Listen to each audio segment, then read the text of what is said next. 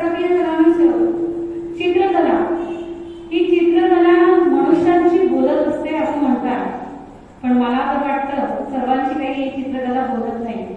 ज्यांना त्यांची भाषा समजते त्यांच्याशी ही चित्रकला बोलते. तर ही चित्रकला बोलणारे चित्र ज्यांच्याशी बोलतात असे दोन कलाकार आपल्या प्रतापीय विद्या मंदिरामध्ये आहेत. रंग म्हणून फलकांना गोष्ट करणारे आदरणीय कमलेश गायकवाड सर आपल्या फलकांवर रंग तर भरतातच आणि आपल्या फलकांना व्यक्तिमत्व सुद्धा देत असतात. तर याप्रमाणे आज आपल्याला विश्वविख्यात शिल्पकला असणाऱ्या संभाजीनगर जिल्ह्यातील अजिंठा लेणी याचं वर्णन घडून देणार आहे.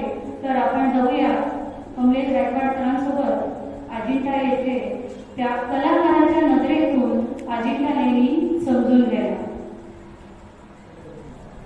आपल्या सर्वांचे प्रेरणास्थान आदरणीय मातृताई वैद्य, सन्माननीय पदाधिकारी वर्ग आणि सर्व ज्येष्ठ श्रेष्ठ शिक्षक, सर्वप्रथम आपल्या सर्वांचे आभार, मनापासून आभार. आदरणीय ताईंचे, सर्वाधिकाऱ्यांचे आभार. ते आभार यासाठी की आपल्या सर्वांमुळे मला आज इथं बोलण्याची संधी मिळाली. कारण कलामंच जर नसता तर मी बोलू शकलो नसतो, हा मंच कुठे झाला नसता. अजिंठा 15 ते 18 वर्ष अगोदर बघितलेला अजिंठा आणि कलामंचच्या अभ्यासासाठी बघितलेला अजिंठा या मला खूप काही शिकायला मिळालं. या कलामंचच्या निमित्ताने अजिंठावरची अनेक पुस्तकं वाचली, अनेक लोकांना भेटलो. अजिंठा प्रत्यक्ष जाऊन प्रत्यक्ष शिल्प, प्रत्यक्ष चित्र पाहून त्यांचा अभ्यास केला. विविध लोकांच्या मुलाखती ऐकल्या, पाहिल्या आणि काही प्रश्न निर्माण झाले. काही प्रश्नांची उत्तर मिळाली, काही प्रश्नांची उत्तर मिळालेली नाही. तरी ते संशोधन सुरू आहे माझं. कलेचा विश्वविख्यात ठेवा अजिंठा लेणी कलेच्या नजरेतून इयत्ता 8वीच्या कला अभ्यासक्रमांतर्गत असलेला हा घटक आज मी तुमच्यापुढे सादर करतो आहे. अजिंठा तो दिवस होता 28 एप्रिल 1819. जॉन स्मिथ नावाचा एक ब्रिटिश अधिकारी शिकारीसाठी अजिंठा या ठिकाणी आला आणि शिकारीसाठी आल्यानंतर त्याला दुरूनच लेणी क्रमांक 10ची ते घटक दिसला. वाघाच्या शिकारीसाठी आलेले हे जॉन स्मिथ आणि त्याचे सवंगडी ते वाघाच्या दिशेने जाऊ लागले आणि तो वाघ लेणी क्रमांक 10च्या दिशेकडे गेला आणि त्याने बघितलं जॉन स्मिथ हळूहळू आज आपण व्हिडिओमध्ये बघतोय तो व्ह्यू पॉइंट आहे आणि तिथून जी त्याने लेणी बघितली ती लेणी क्रमांक 10 ही दर्शनी भाग अजिंठ्याची सर्वात मोठी ही लेणी आहे. आणि ही लेणी बघितल्यानंतर त्या ठिकाणी सुरुवातीला तो आत गेला. आत गेल्यानंतर बरंचसं त्या ठिकाणी जाळ लागलेलं होतं. त्याला असं वाटलं ही एखादी छोटीशी गुहा असेल. नंतर त्याने आतमध्ये बघितल्यानंतर तो अत्यंत चकित झाला, आश्चर्यचकित झाला. कारण त्या गुहेमध्ये ती गुहा नव्हती तर सुंदर अशी लेणी कोरलेली होती. त्याचा अलंकरण बघून तो भारावला आणि भारावल्यानंतर तिथल्या 13व्या क्रमांकाच्या स्तंभावर त्याने स्वतःचं नाव आणि स्वतःची सही त्या ठिकाणी कोरलेली आपल्याला आजही त्या ठिकाणी पाहायला मिळते. त्यानंतर झालेला तो प्रकार होता त्याने ईस्ट इंडिया कंपनीला कळवला आणि त्यानंतर मग जॉन स्मिथने वरिष्ठ अधिकाऱ्यांना कळवल्यानंतर ईस्ट इंडिया कंपनीतर्फे रॉबर्ट गिल या अधिकाऱ्याची 1844 मध्ये इथं नेमणूक केली गेली.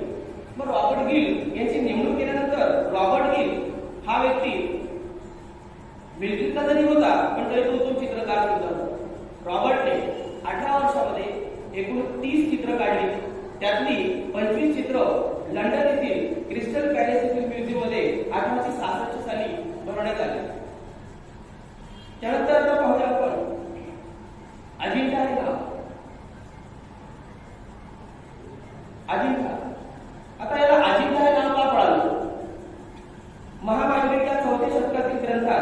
बुद्धांच्या तीर्थस्थळांची यादी दिलेली आहे.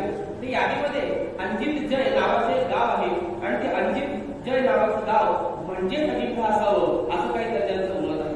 अजिंठ्याच्या एका कोळीलेखात अंजित्याचं बौद्ध तत्वज्ञान आहे म्हणून त्या 17व्या क्रमांकाच्या लेण्याला अंजित्याचा विहार असं म्हटलं गेलेलं आहे. याचा संदर्भ आपल्याला अजिंठा जे पुस्तक आहे त्या पुस्तकाचे प्रसंग डॉक्टर ढवळीकर यांनी पान क्रमांक 6 वर याचा उल्लेख आपल्याला आढळतो. ज्वालामुखीच्या उद्रेकात बेसाड खडकापासून वाघोरा नदीच्या काठावर निसर्गात 250 फूट उंच दगडामध्ये अजिंठा निर्माण झालेला आहे. अजिंठा नदी निर्मिती पार्श्वभूमी आपण आता समजून घेणार आहोत. महान शासक सम्राट अशोक याच्या आदेशानंतर भारतातच नव्हे तर संपूर्ण जम्मूद्वीप म्यानमार पासून इराण पर्यंत तिबेट पासून लंकेपर्यंत 3 वर्षात 84,000 स्तूपांची निर्मिती करण्यात आली आणि त्या प्रत्येक स्तूपामध्ये बौद्धांच्या अस्थी ठेवण्यात आल्या. बुद्धांच्या अस्थी ठेवून त्या ठिकाणी त्या चैत्य स्तूप लेण्या निर्माण झाल्या. संपूर्ण जगात अखंड दगडात कोरलेली एकमेव जर लेणी असेल पूर्ण पृथ्वीच्या पाठीवर पूर्ण पृथ्वीवर संपूर्ण अखंडाच्या दगडात जर कोरलेली एकमेव लेणी असेल तर ती फक्त आणि फक्त अजिंठा लेणी आहे. या अजिंठा लेणी निर्मितीच्या ठिकाणी आपण कालखंड बघितला तर पहिला कालखंड जो आहे तो आहे पहिलं शतक ते दुसरं शतक आणि दुसरा टप्पा आहे तो इसवी सन 5व्या शतक. ढोबळ मानाने ज्यावेळेस यावर कलेचा इतिहास शिकत असताना अजिंठ्याची निर्मिती कालखंड सांगत असताना एक अभ्यास करत असताना या गोष्टी लक्षात आल्या की अजिंठा हे 2 टप्प्यामध्ये निर्माण करण्यात आलेला आहे. त्यात सातवाहन गुप्त वाघाटर या कालखंडाचा समावेश आहे. त्याच्यामध्ये प्रामुख्याने चैत्य आणि विहार आहे. बघा चैत्य तर चैत्य म्हणजे काय तर त्या ठिकाणी भिक्खू संघ होता यांचं प्रार्थनेचं ठिकाण सर व्यवस्थित चैत्य. आता चैत्य बघूया हा जो भाग आपण या ठिकाणी बघतोय या ठिकाणी बुद्ध प्रतिष्ठेच्या अस्थी घेऊन त्या ठिकाणी बाजूला ध्यान करण्याची त्या ठिकाणी ती व्यवस्थित इच्छा असायची आणि या ठिकाणी हे आपण बघतोय की लेण्याचं त्या ठिकाणी काम त्यांनी केलेलं अशा तऱ्हेचं हे चैत्य. त्यानंतर विहार. विहार म्हटल्यानंतर जे भिक्खू संघ असायचे जे वैरागी असायचे जे साधेच्या मार्गाला असायचे त्यांच्यासाठी इथं अशा तऱ्हेच्या खोल्या निर्माण केलेल्या असायच्या आणि त्या खोल्यांचं वैशिष्ट्य असं जेव्हा त्याच्या आतमध्ये जाऊन बघितलं तर दरवाजा फक्त 1 ते 1.5 फुटाचा दरवाजा आहे आणि त्या दरवाजाच्या आत जाऊन त्या ठिकाणी अत्यंत शांततापूर्ण अनुभव त्या ठिकाणी अनुभवायला मिळाला. असं हे विहार करण्याची जागा. अजिंठ्याला एकूण 30 लेण्या आहेत. त्यातल्या काही लेण्या अपूर्ण आहेत. लेण्याचे प्रकार 2 प्रकारचे लेण्या आहेत. हिनयानपंथी लेण्या आणि महायानपंथी लेण्या या आपण व्हिडिओमध्ये पाहू शकतो. हिनयानपंथानुसार हे लोक बुद्धाची पूजा न करता बुद्धांच्या शरीरावरील 32 लक्षणं किंवा त्यांचे प्रतीक जे असायचे त्या प्रतीकांची पूजा करणारे होते. उदाहरणार्थ स्तूप, धातू, बुद्धांची अस्थी, अनंत भिक्खूंची अस्थी समोर ठेवून ध्यान साधना करणं या पंथाची ग्रंथ संपदा पाली भाषेत आपल्याला पाहायला मिळते. लेणी क्रमांक 9, 10, 12, 13, 15 या हिनयान पंथातील लेण्या आहेत. त्यानंतर स्तूप. या स्तूपामध्ये बुद्धांच्या अस्थी किंवा अनंत भिक्खूंच्या अस्थी ठेवल्या जात असायच्या. त्यानंतर आपण बघूया चैत्य. आता या चैत्याचं डिझाईन कसं तयार केलं या लोकांनी हा शोध लागला कसा डिझाईन कसं तयार केलं तर पिंपळाचं जे पान आहे त्या पिंपळाच्या पानाचा जो वरचा भाग आहे वरचा जो घटक आहे त्या घटकापासून त्यांनी हा वरचा घटक तयार केलेला आहे आणि एक डिझाईन त्यांनी त्या ठिकाणी ते तयार केलेला आहे. जर तुम्ही आपल्या शाळेचं गेट जर बघितलं तर गेटवर तुम्हाला असा एक भाग दिसतो. हे ज्यावेळेस तुम्हाला त्याचं गेट बघितलं त्यावेळेस मला आपल्या शाळेचं गेट आहे अरे आपण इतके दिवसापासून बघत होतो ते आपल्याला लक्षात आलं नाही. तर अशा तऱ्हेने हे पिंपळाच्या पानापासून प्रदक्षिणा पद त्यावर गजर पुस्तकात अलंकरण त्यांनी केलेलं होतं.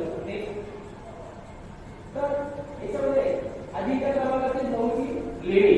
आता याला त्या ठिकाणी बघूया गजपुस्तकात हा जो वरचा भाग आहे तर अशा गजपुष्ट म्हणजे हत्तीच्या आकारासारखा त्यांनी जो भाग त्या ठिकाणी कोरलेला आहे. त्यानंतर अलंकृत मुखदर्शन आणि तोरण याला त्यांनी तोरण असं संबोधलेलं आहे. हा जो घटक आहे त्या ठिकाणी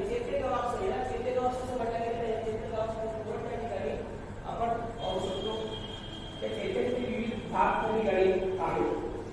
आता पुढच्या घटकाकडे जाऊया. लेणी क्रमांक 10. ही लेणी तुम्हाला सांगितली जॉर्ज स्मिथने शोधून काढलेली पहिली लेणी. ही अत्यंत भव्य अशी लेणी आहे. याची उंची चैत्याची लांबी 29.4 मीटर, रुंदी 12.6 मीटर, उंची 11 मीटर. अतिशय भव्य अशी ही चैत्य आपल्याला पाहायला मिळतं. या चैत्यामध्ये 39 खांब आहेत. त्यात बौद्ध जातक कथा चित्रमाला केंद्रित केलेल्या आहेत. त्यानंतर याच्यामध्ये या कमानीच्या वरील बाजूला म्हणजे आपण कमान बघतो, या कमानीच्या बाजूला त्या ठिकाणी ब्राह्मी लिपीत प्राकृत भाषेमध्ये एक शिलालेख दिसतो. त्या शिलालेखामध्ये वसिष्ठ उत्तस्त कट्टाहातीनं घनमुखून दान म्हणजे ही लेणी फोडण्यासाठी वसिष्ठ पुत्राने दान केलेलं आहे असा त्याचा त्या ठिकाणी अर्थ आहे. त्यातून बघूया विहार. लेणी क्रमांक 12, 13 आणि 15 साठी भिक्षूंसाठी निवासस्थान आहे आणि याच्यामध्ये त्यांनी दगडापासूनच त्या ठिकाणी पलंग तयार केलेला आपल्याला पाहायला मिळतो. चौथरा त्यांनी तयार केलेला आहे त्यांच्या निवासस्थानासाठी त्या ठिकाणी जो आहे. भगवान बुद्ध यांच्या महापरिनिर्वाणानंतर सुमारे 500 वर्षानंतर सुद्धा एकही मूर्ती घडवण्यात आलेली नव्हती. बुद्धांना त्या ठिकाणी स्वतःची मूर्ती घडावी असं त्यांनी त्या ठिकाणी कधीही नमूद केलं नव्हतं. मूर्तीपूजेला त्यांचा विरोध होता. तसंच त्यावेळी भारतामध्ये 62 प्रकारचं तत्वज्ञान मानलं जात होतं. 62 प्रकारचं तत्वज्ञान जरी असलं तरी त्याच्यामध्ये कोणत्याही तत्वज्ञानामध्ये मूर्ती निर्मिती किंवा मूर्ती पूजा हा घटक त्या काळात नव्हता. मग भारतात मूर्ती पूजा नव्हती तर भारतात सर्वात पहिली मूर्ती बनवली गेली ती बुद्धांची. मग या मूर्त्या आल्या कुठून, या घडल्या कशा काय, तर त्याला कारणीभूत होतं बादशाह सिकंदरच्या स्वारीचा तरेवर झालेला परिणाम. बादशाह सिकंदरची स्वारी झाली आणि सिकंदरच्या स्वारीनंतर भारतीय कला आणि ग्रीक कला या दोघांचा संगम त्या ठिकाणी झालेला दिसतो. ग्रीक रोमन देवतांचे पुतळे आकर्षक होते. त्यांच्या धर्मातील पुतळ्याप्रमाणे आपल्या धर्मात सुद्धा काही पुतळे असले पाहिजे अशी त्या ठिकाणी संकल्पना पुढे येऊ लागली आणि पुढे मग त्याला अनुसरून बुद्ध आणि बोधिसत्व यांच्या काही मूर्त्या बनवल्या गेल्या. सम्राट कनिष्कच्या दरबारामध्ये एक अँजोस नावाचा एक कलाकार होता. त्या कलाकाराने अँजोस नावाच्या कलाकाराने अपोलो हे देवता आहे आणि त्या अपोलो देवतेची केवळ हुबेहूब बुद्धांच्या मूर्तीमध्ये कन्वर्ट केल्याचे आपण त्या ठिकाणी स्क्रीनवर बघू शकतो. आणि तिथून म्हणजे ही जी मूर्तिकला आलेली आहे ही मूर्तिकला ग्रीक कडनं आलेली आहे असं त्या ठिकाणी मला सांगायचं आहे. तर या मूर्तिकला तिथून आलेली आहे या लेण्यांमध्ये. आणि मग तिथून ही पहिली शैली जी इंडो ग्रीक शैली म्हणून इतिहासात प्रसिद्ध आहे. इंडो ग्रीक म्हणजे इंडियन आणि ग्रीक अशी ती इंडो ग्रीक शैली म्हणजे त्याला गांधार शैली असं म्हणतो. याचा संदर्भ 11वीचं जे पाठ्यपुस्तक आहे या पाठ्यपुस्तकामध्ये 2026 वर गांधार शिल्प याचा त्या ठिकाणी संदर्भ आलेला आहे. त्यानंतर बघूया महायान पंथ. इसवी सन पूर्व 150 ते 100 च्या दरम्यान भारतामध्ये महायान पंथाला सुरुवात झालेली होती. महासंत पंथातून महायान पंथ निर्माण झाला. या पंथानुसार काही बदल त्या ठिकाणी वैचारिक बदल झाले. मूर्तीपूजेला प्रोत्साहन आलं. ज्यांना बुद्ध म्हटलं गेलं त्यांनी शून्यवाद मांडला असे भिक्षू नागार्जुन अशोक यांनी या पंथाला प्रभावशाली बनवलं. 5व्या शतकामध्ये सुरुवातीला भारतात काही आणि चिनी प्रवासी आले आणि या चिनी प्रवासी जे आहेत त्यांच्या देण्याचा संदर्भ रेकॉर्ड ऑफ बुद्धिस्ट किंगडम या प्रवासवर्णनात आढळतो. त्यानंतर 7व्या शतकामध्ये चिनी प्रवासी युवक राजा अशोकांच्या काळात बंद झाल्यानंतर संस्कृत भाषेचं ज्ञान असलेला युवक या युवकने नालंदा येथे विद्यापीठात शिक्षण घेत असताना अजिंठा या ठिकाणी युवक येऊन गेल्याचं आपल्या निदर्शनास येतं. त्याचा संदर्भ त्या ठिकाणी त्यांनी CUE नावाचं एक पुस्तक युवकांनी लिहिलेलं आहे. त्याचा अर्थ आहे पश्चिम जगाचा इतिहास अर्थात great time record among western region या पुस्तकात अजिंठ्याचा उल्लेख आपल्याला आढळतो. आणि युवक अजिंठ्याला येऊन गेलेला आहे याचा संदर्भ या पुस्तकामध्ये 1973च्या बॅचचं हे पुस्तक आहे. 1973 मध्ये निर्माण झालेलं पुस्तक त्या पुस्तकाच्या त्या ठिकाणी कलात्मकता या पुस्तकाचा संदर्भ लक्षात येईल. त्यानंतर भित्तिचित्र म्हणजे काय तर भिंतीवर काढलेले चित्र छत असते भिंती असते त्याच्यावर काढलेले चित्र 30,000 वर्षांपूर्वी मध्य प्रदेशातील भीमबेटका येथे जे चित्र निर्माण झाले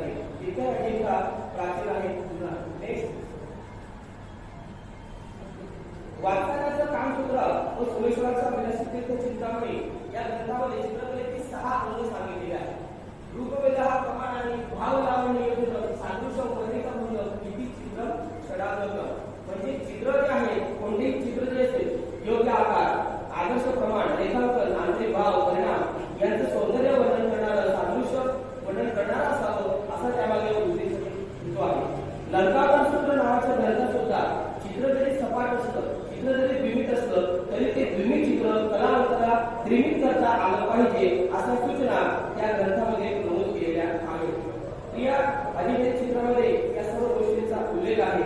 याचा संदर्भ आपल्याला या पुस्तकात मिळतो. रूपवेधा प्रमाणाने भावलावणी योजना की प्रत्येक चित्रकाराने तो आधुनिक चित्रकार जरी असेल तरी त्याने या तत्वांचा उपयोग चित्रामध्ये करणं अत्यंत गरजेचं आहे असं तो त्या ठिकाणी नमूद केलेला आहे. आता चित्राचे विषय काय आहे? अजिंठ्याचे चित्राचे विषय बुद्ध जीवनावर आधारित जातक कथा, बुद्धांच्या जन्मावर सत्यावर आधारित कथा, राजदरबार, दैनंदिन जीवनातील प्रसंग, अलंकरण अशा तऱ्हेचे अजिंठ्य चित्रातील विषय आपल्याला पाहायला मिळतात.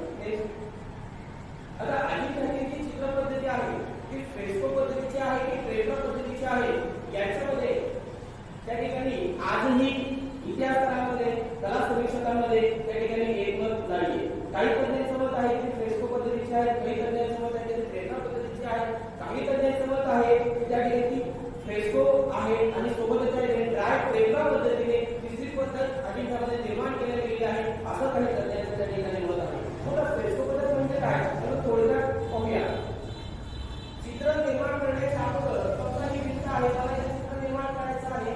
चित्र निर्माण करण्याच्या अगोदर पृष्ठभाग असतो पूर्णपणे ओला असतो आणि ओला असतानाच त्याच्यावर चित्र निर्मिती करणे म्हणजे फ्रेस्को पद्धत. आणि दुसरी पद्धत आहे ती म्हणजे टेट्रा पद्धत. तर टेट्रा पद्धत म्हणजे काय की चित्राची जी पृष्ठभाग असतो त्या ठिकाणी पूर्णपणे सुकलेला असतो, ड्राय असतो, कोरडा असतो आणि त्याच्यावर चित्र काढल्यानंतर त्यावर नंतर मग त्याच्यामध्ये तेल असेल किंवा पाणी असेल याचा आकार घेऊन पुन्हा ते चित्र निर्माण करणं म्हणजे त्या ठिकाणी टेट्रा पद्धत. अशी ही दोन पद्धती आहेत. तर टेट्रा पद्धत ही युरोपियन पद्धत त्या ठिकाणी आहे. तर चित्र निर्मिती कशी निर्मिती करत असावी त्या विषयावर जाणून घेऊया. चिनी आंबोळ्यापासून सुंदर अलंकरण केल्यानंतर तिच्या भिंती असायच्या त्या भिंतीवर त्या ठिकाणी भाताचे तूत, वनस्पतीजन्य तंतू, खडकाचे कण मिसळून तयार केलेला एक थर तयार करत असायचे ज्याला आपण पात्र म्हणू शकतो. ते सुकल्यावर त्याच्यावर पांढरी माती त्याला त्यांनी कावसिंग असं आपण म्हणू शकतो. पांढऱ्या मातीवर त्याला थर देण्यात येत असायचा आणि पृष्ठभागावर गडद तपकेली रंगाने सुद्धा बिरून याबद्दल पाहिजेच्या काढले जात असायच्या. जर तुम्ही अनेकदा भारताविषयी बघितलं लेणी क्रमांक 26 त्या ठिकाणी त्यांच्या रेषा आजही आपल्याला पाहायला मिळतात. फक्त शोधावं लागतं त्यानंतर ते रेषा आपल्याला मिळतात. विविध नैसर्गिक खनिजापासून बनवलेले रंग, प्राण्यांच्या डिंकापासून चिकट पदार्थ बाह्य रेषेच्या आतमध्ये ते भरल्या जायचे आणि भरल्यानंतर चित्र पूर्ण झाल्यानंतर त्याला चमक आणण्यासाठी, चित्र सुटल्यानंतर त्याला चमक आणण्यासाठी गवळीसारखा जो एक घटक असेल, तो भाग असेल, त्या संपूर्ण चित्रावर त्या ठिकाणी तो घातला जायचा आणि या तंत्रामुळे नैसर्गिक रंगांच्या वापरामुळे सुद्धा अजिंठ्याची जी चित्र आहेत ती आजपर्यंत त्यांची जी चमक आहे ती टिकून आहे. आता रंगाचा वापर, आता यांनी रंग आणले कुठून हा प्रश्न खूप मोठा होता माझ्यासाठी. त्यासाठी अनेक लोकांची चर्चा करावी लागली, पुस्तकं बघावी लागली. त्यानंतर लक्षात आलं लाल रंग. तर लाल रंग गिरू आणि सिंदूर यांच्यापासून त्यांनी मिळवला. तपकिरी रंग पिवळा गेरू आणि हरदापासून मिळवला. तपकिरी रंग जो होता तपकिरी गेरू. काळा रंग जो होता तो कागदापासून निघाल्याची कागड्या पण म्हणतो त्यापासून त्यांनी वापरला. पांढरा रंग चुंबडीपासून मिळवला. हिरवा रंग हिरवी माती आणि त्याचबरोबर निळा रंग लॅटिस लुझली या दगडापासून. उत्तर भारतात, मध्य आशियात, पर्शियामधून हा रंग मागवला जात असावा असं काही तज्ञांचं मत होतं. परंतु त्या ठिकाणी डॉक्टर देवीकरांनी त्या ठिकाणी पुन्हा त्यावर संशोधन केलं आणि संशोधन केल्यानंतर लॅटिस लुझली या खनिजापासून त्याची निर्मिती होत असल्यामुळे त्या ठिकाणी हा रंग लावल्यानंतर अधिक चमकदार जो वाटतो आहे हे देखील त्या ठिकाणी सर्व लोकांच्या लक्षात आणून दिलं, तज्ञांच्या लक्षात आणून दिलं. संपूर्ण चित्र पूर्ण झाल्यानंतर त्याला आउटलाईन केली जात असायची. आधी जसं आपण पेंट रंग आउटलाईन करतो, ब्लॅक पेन आउटलाईन करतो, तर त्याच्या काळात त्या ठिकाणी ते संपूर्ण चित्राला ब्राऊन रंगाने तपकिरी रंगाने त्या ठिकाणी आउटलाईन करत असायची. तर त्यांनी रंग आणले कुठून आणि त्याचा वापर ते कसं करायचे याचं त्या ठिकाणी आपल्याला हे पुस्तक आहे रंग आणि तंत्रांची माहिती आहे. लेणी महाराष्ट्राची अत्यंत सुंदर असं हे पुस्तक आहे. संपूर्ण महाराष्ट्राच्या लेण्यांच्या विषयी माहिती या ठिकाणी दिलेली आहे. लेणी महाराष्ट्राची डॉक्टर राऊत गडवी यांचे पान नंबर 98, 99 आणि 100 या पान क्रमांकावर त्या ठिकाणी सर्व तंत्रांविषयी त्यांनी सविस्तर आणि सखोल माहिती त्या ठिकाणी दिलेली आढळते. त्यानंतर आपण पुढे बघूया का अजिंठा चित्राचे वैशिष्ट्य. आता चित्रांचे वैशिष्ट्य काय तर रेषा. या अजिंठा चित्राचे वैशिष्ट्य म्हणजे रेषा लयदार आणि प्रमाणबद्ध रेषा.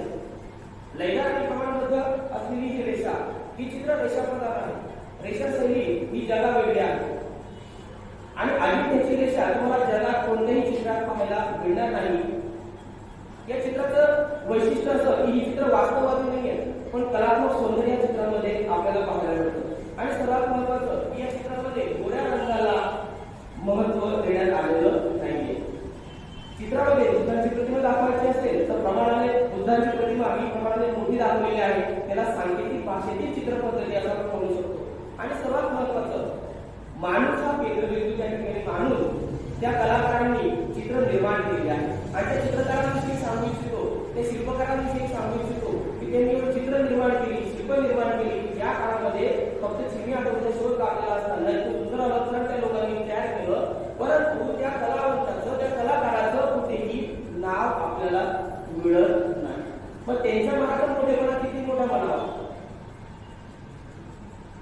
किती मोठेपणा त्यांच्या मनात की आपण आज बघतो आज परिस्थिती उलट आहे, त्यापेक्षा जास्त बोलणार नाही, पण तो एक घटक मला त्या ठिकाणी खूप मनाला भावला. माणूस म्हणून त्यांनी केंद्रबिंदूच्या ठिकाणी त्यांनी जपलेलं आहे. भावपूर्ण चित्रण त्यांनी केलेलं आहे. चित्रामध्ये दुःख असेल, आनंद असेल, संताप असेल, भोळेपणा, सात्विकता, विविध प्राणी, पक्षी असे अनेक चित्रण त्यांनी केले. त्याच्या चित्रांविषयी एकच सांगू इच्छितो, सर्व प्रकारच्या प्राण्यांचं चित्रण त्या ठिकाणी तुम्हाला दिसेल. तिथे फक्त हत्ती आणि बैल नाहीये, त्या ठिकाणी म्हशीचं सुद्धा आंघोळ करणाऱ्या म्हशीचं सुद्धा त्या ठिकाणी चित्र. आणि वैशिष्ट्यपूर्ण बाब म्हणजे की त्या काळामध्ये लाईटचा शोध नव्हता, त्या ठिकाणी दिवा लावून काम करणं शक्य नव्हतं. मग या एवढ्या अशा परिस्थितीमध्ये अत्यंत छोट्याशा अशा आकारामध्ये या लोकांनी एवढं सुंदर असं चित्रकाम कसं पूर्ण केलं असेल हा प्रश्न मला आजही पडलेला आहे. हे प्रश्न मला आजही मिळालेलं नाही. म्हणजे आम्ही त्या फ्लॅटवर करत असतो, जर त्या ठिकाणी लाईट नसता तर आमची काय फजिती होत असते. अगदी नागपूर सरांना आमचं सरांना काहीतरी करावं लागते. इतके म्हणजे विचार करण्यासारखी गोष्ट आहे की आपल्याकडे सगळं सुविधा आहे, आपल्याकडे लाईट असेल, आपल्याकडे लाईट लावतो, बॅटरी लावतो, तर त्या काळात कोणतीही सुविधा नसताना त्या लोकांनी एवढं टेक्निक नसताना ते निर्माण कसं केलं हा खूप मोठा त्या ठिकाणी प्रश्न निर्माण झालेला आहे. याचे संदर्भ या रेषांचे संदर्भ आपल्याला आधी त्यांचे किमियाकार नावाचे पुस्तक आहे, कोल्हे सरांचे पुस्तक आहे. त्या कोल्हे सरांच्या पुस्तकामध्ये या विषयी सविस्तर त्यांनी त्याचं मांडणी केलेली आहे. त्यानंतर आता पाहूया आपण अजिंठ्याची लेणी क्रमांक 1 जी अत्यंत महत्वाची लेणी मानली गेलेली अजिंठा क्रमांक 1. तर आज व्हिडिओ बघूया. गुफा क्रमांक 1 ची ही लेणी आहे. या लेणीवर शिल्पांकन केलेलं आपल्याला लेणी पाहायला मिळू शकतो. त्या काळामध्ये कोणत्याही त्या ठिकाणी मशीन्स नव्हते त्या काळात. आणि हे तुम्ही शिल्प बघता यांचा आकार जास्त नाहीये, फक्त या पुस्तकाच्या आकाराचे शिल्प आहे. इतके छोट्या आकारामध्ये काम करणं इतकं सोपं नाहीये. आपण चित्र काढू शकत नाही, त्यांनी शिल्प तयार केलेली आहे. हे खूप मोठं एक कला विश्व आहे, वैभव आहे. बुद्धांनी दिलेलं होतं त्याची त्यांनी त्या ठिकाणी ही मालिका कोरलेली आहे. मोठ्या त्या ठिकाणी हत्ती असेल, घोडा असेल, त्याची दाखल करण्यात त्यांनी त्या ठिकाणी कोरलेले आहे. अत्यंत सुंदर त्यांनी कोरीवकाम केलेलं आहे. एवढ्याशा अल्प आकारामध्ये आणि ते कठीण माध्यम बेसासारख्या तणक अशा तणामध्ये त्यांनी सुंदर असं चित्रण कसं केलेलं असेल हा प्रश्न मात्र त्या ठिकाणी खूप मोठा प्रश्न आहे. शेते गावाचे त्या ठिकाणी दिसत आहे अशा तऱ्हेच्या जास्त त्यांनी कोरलेल्या आहेत. लेणी क्रमांक 1 सुरुवातीला या लेण्यांना लेणी क्रमांक 1, 2 असा क्रमांक नव्हता. सुरुवातीला नियमपंथी लेण्या कोरल्या गेल्या आणि नंतर मग वाह्यांपंथी लेण्या कोरल्या गेल्या. शिल्पाचं काम त्या ठिकाणी बघू शकतो. अलंकार केलेले आहे.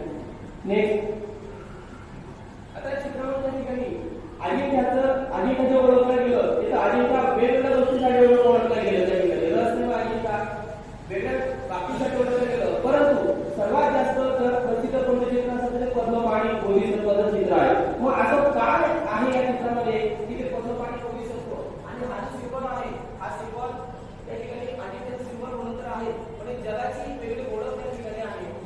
अजिंठ्याचं चित्र पद्मपाणी बोधिसत्व याचा अर्थ त्या ठिकाणी असा आहे की बुद्ध होण्याची जी अवस्था आहे त्याला म्हटलं आहे बोधिसत्व.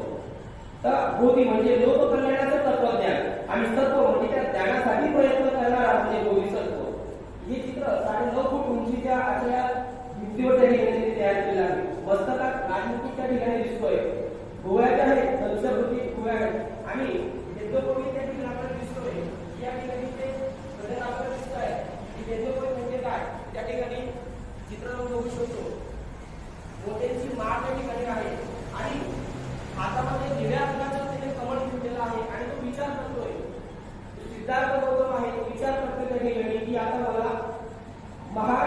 ही महावीर निष्क्रमणासाठी म्हणजे गृहत्यागासाठी मला बाहेर जायचं आहे, पळायचं आहे असं त्या ठिकाणी तो विचार करत आहे.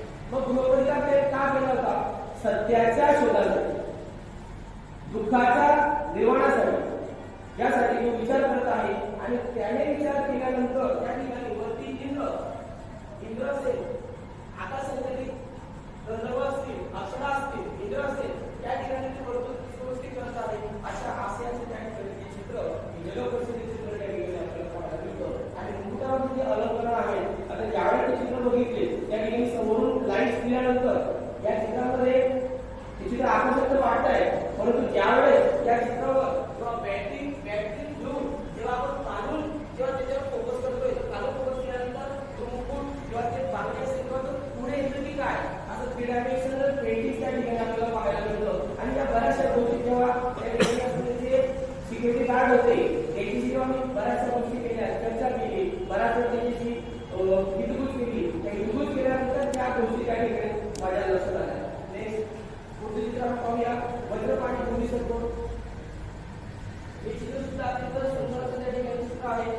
याच्यामध्ये जो निळ्या रंगाचा होता लॅटिस तुलसी, तो निळा रंग या ठिकाणी आपण बघू शकतो. आणि या निळा रंग म्हणजे आपण अल्ट्रामरीन ब्ल्यू, नागपुरी सर आपण जो अल्ट्रामरीन ब्ल्यू यूज करतो, तो अल्ट्रामरीन ब्ल्यूची जी शेड देणारा रंग होता लॅटिस तुलसी. आणि या चित्रामध्ये सुद्धा त्या ठिकाणी आपल्याला लक्षात येईल की या चित्रामध्ये मुकुट तो आहे, मुकुट त्याचं धारण केलेलं आहे. आणि तो सुद्धा त्या ठिकाणी त्याच्या हातात सुद्धा त्या ठिकाणी एक मुद्रा दाखवण्यात आलेली आहे. तो सुद्धा त्या ठिकाणी विचार करत आहे महान होण्यासाठी, म्हणजे सत्याच्या शोधासाठी तो विचार करत त्या ठिकाणी आहे. चेहऱ्यावरचे गंभीर भाव, आणि ही आहे ती अजिंठ्याची रेषा, लयदार रेषा.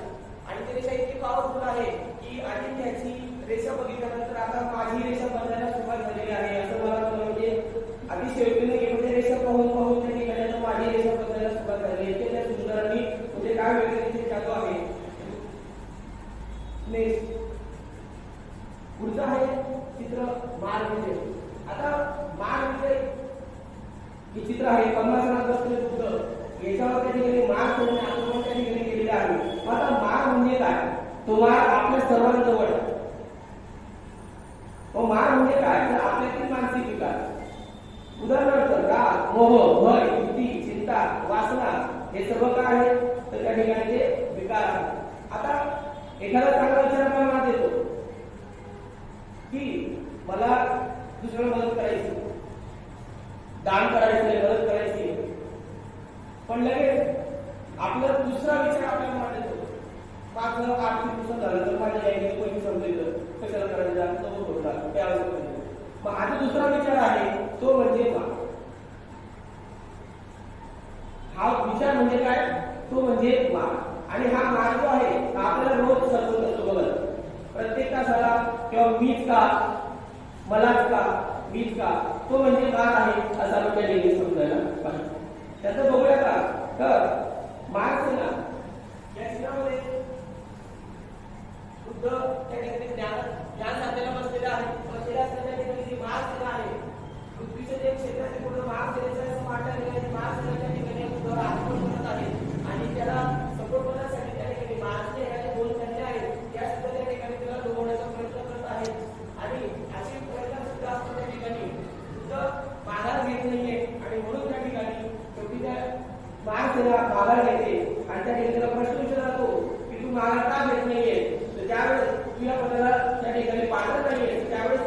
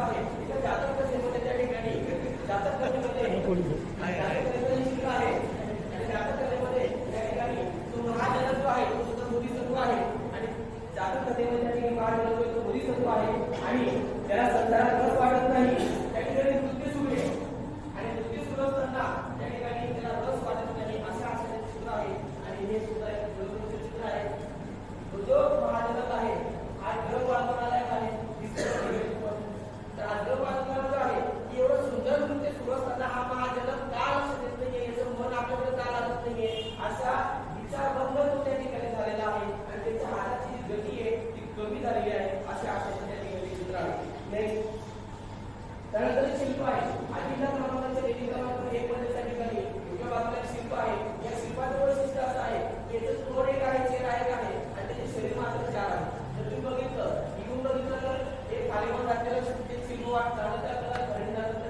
इथून निवांत बसलेला हरिण दिसतंय त्यानंतर इकडे जर बघितलं आपण त्या ठिकाणी मान वर करणार आपल्याला आहे आणि इकडून जर बघितलं त्या ठिकाणी तर मान वळून त्या ठिकाणी बसणारं शिल्प म्हणजे त्या काळात शिल्पकला किती अग्रेसर होती किती प्रगत होती याचा त्या ठिकाणी आपल्याला अंदाज येतो नेक्स्ट लेणी क्रमांक 17 वरचं हे शिल्पकाम आहे आणि त्याचं चित्रकाम आहे त्या लेण्यात नक्षीकाम आहे सांगण्याचा आनंद होईल की आजपर्यंत एखादी फॅशन डिझायनर असेल ड्रेस डिझायनर असेल किंवा कोणताही कलाकार असेल मुंबईचा कलाकार असेल दिल्लीचा कलाकार असेल की जगाचा कोणताही कलाकार असेल त्याला जर का नवीन काही शोध लावायचा असेल तर तो त्या ठिकाणी आधी त्याला येत असायचा आधी त्यावर डिझाईन घ्यायचा आणि आधी त्यावर डिझाईन घेतल्यानंतर मग त्या ठिकाणी मुंबई असेल दिल्ली असेल त्या ठिकाणी ते लॉन्च केलं जायचं आणि ते लॉन्च केल्यानंतर जगापुढे पण त्या ठिकाणी आपल्याला वाटतं की आताची न्यू फॅशन आहे तर ती न्यू फॅशन नाहीये तर ती आधी त्याची फॅशन आहे लक्षात घेण्यासारखी गोष्ट आहे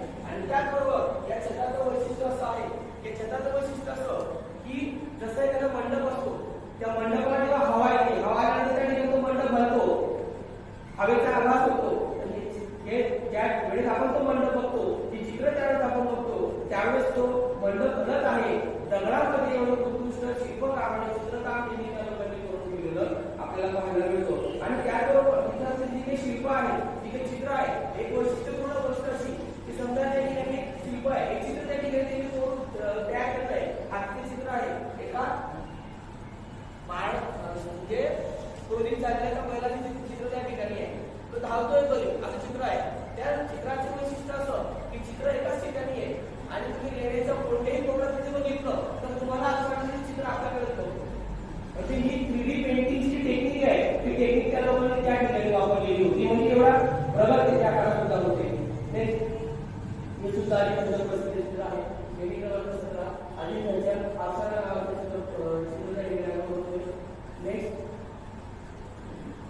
त्यानंतर मी सुद्धा एक जातक आहे पण एक वेळेच्या बाबा मी जातक तुमच्या पुढे सांगणार नेक्स्ट त्यानंतर लेणी क्रमांक 19 या लेणी क्रमांक 19 च्या ठिकाणी जे आहे या विविध जातक आहेत ते जातकाचे संदर्भ सह या ठिकाणी पुस्तकात दिलेलं आहे आणि हे पुस्तक आपल्याच ग्रंथालयात 2 महिने पुस्तकामध्ये दिलेलं होतं मला ते पुस्तक आधारात ठेवलं आणि त्यानंतर बघा आता याच्या मूर्ती आहे ही मूर्ती आणि याची माहिती समोर ते शिल्प हातात आपल्या पुस्तक आणि ती माहिती हा आनंद फार काहीतरी वेगळा त्या ठिकाणी होता हे 19 क्रमांकाची गुहा त्या ठिकाणी शिल्प आहे नेक्स्ट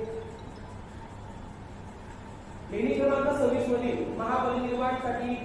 महापरिनिर्वाणाचं हे शिल्प त्या ठिकाणी आहे ते शिल्प लेणी क्रमांक 26 मध्ये नेक्स्ट आता शिल्प आपण बघणार आहोत शेवटचे शिल्प आहे या शिल्पामध्ये बुद्धाचं निर्माण झाल्यानंतर निर्माण म्हणजे याच्यानंतर कुठल्याही जन्म होणार नाही ते निर्माण आणि या ठिकाणी वरती आकाशाचे या सर्व गंधर्व जे आहेत देव लोकांचे जे आहेत त्या ठिकाणी ते ग्रहामध्ये स्वागत करत आहेत देवाचं स्वागत करत आहेत बुद्ध निवांत निर्जला आहे आणि त्यानंतर खालचा जो भाग आहे तिथे लोड जो आहे त्या दगडापासून त्यांनी ज्या मानेचं वजन पडल्यानंतर तो लोड पण दाबला गेला आहे बरोबर शिल्प त्यांनी केलं आहे आता बुद्ध निघून गेल्यानंतर आपल्या त्या ठिकाणी मुक्तीचं काय होईल या विचारबद्ध त्या ठिकाणी अवस्थेमध्ये शोधबद्ध अवस्थेमध्ये हे त्या ठिकाणी खाली बसलेले त्या ठिकाणी त्यांचे अभिनयी त्या ठिकाणी आपल्याला दिसत आहे 2 4 दिवसाच्या मध्ये त्यांचं निर्माण झालेलं होतं म्हणून 2 4 दिवस त्या ठिकाणी दाखवलेले आहे आणि या अजिंक्यच्या लेणी क्रमांक 26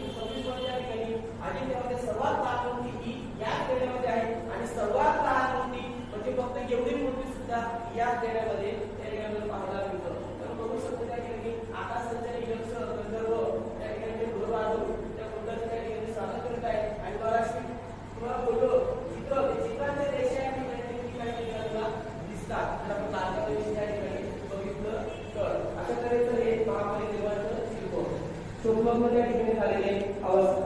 तर नेक्स्ट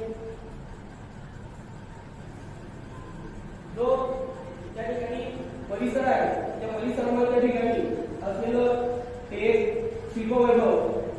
त्यानंतर आता त्यांची पद्धत काय होती, काही ठिकाणी त्यांनी लेण्या कोऱ्या सोडलेल्या आहेत. त्याच्या लेण्या कोऱ्या का सोडलेल्या आहेत असं माझं मत आहे की जेणेकरून पुढच्या पिढीला ते लक्षात आलं पाहिजे की आम्ही काम कसं करत होतो याचा अनुभव बघू शकतो. मग काय पुढे झालं शिल्प आणि हे शिल्प होण्याच्या अगोदर त्यांनी त्या ठिकाणी देशात सिरिया देशात तयार केल्या आणि त्यानंतर मग लोकांना भाग करण्याचा परिवार पुढे लागले. अशा प्रकारचे शिल्प त्या ठिकाणी निर्माण करत असावे.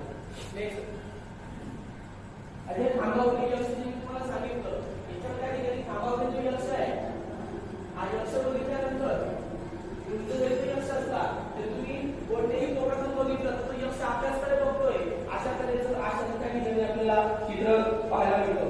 नेक्स्ट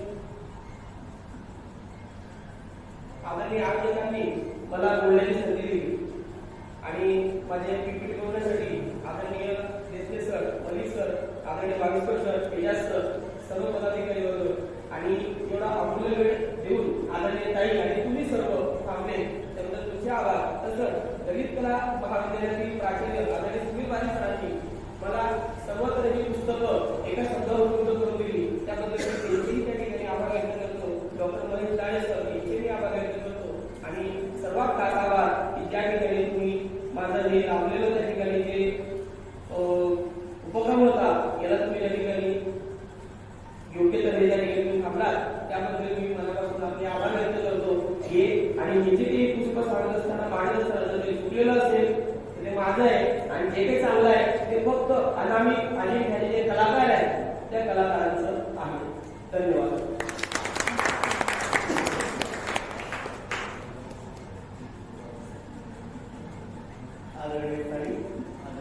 आम्ही जागतिक वारसा स्थळ म्हणून अधिकारी शिकवतो, परंतु आज गायकवाड सरांच्या माध्यमातून अधिकाऱ्यांचे वेगळं पैलू वेगळी शैली आमच्या डोळ्यासमोर निर्माण झाली.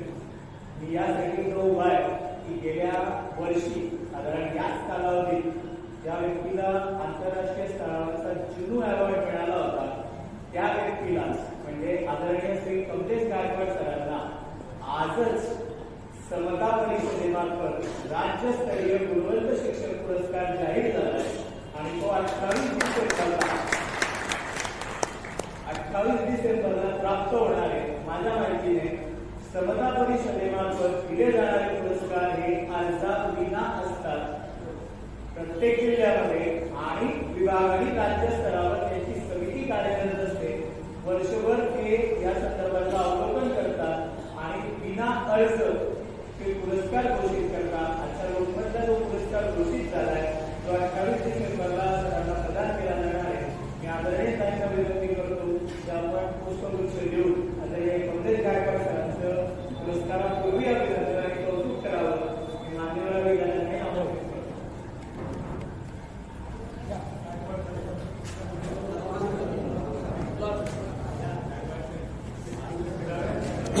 सर थोड़ा पीछे से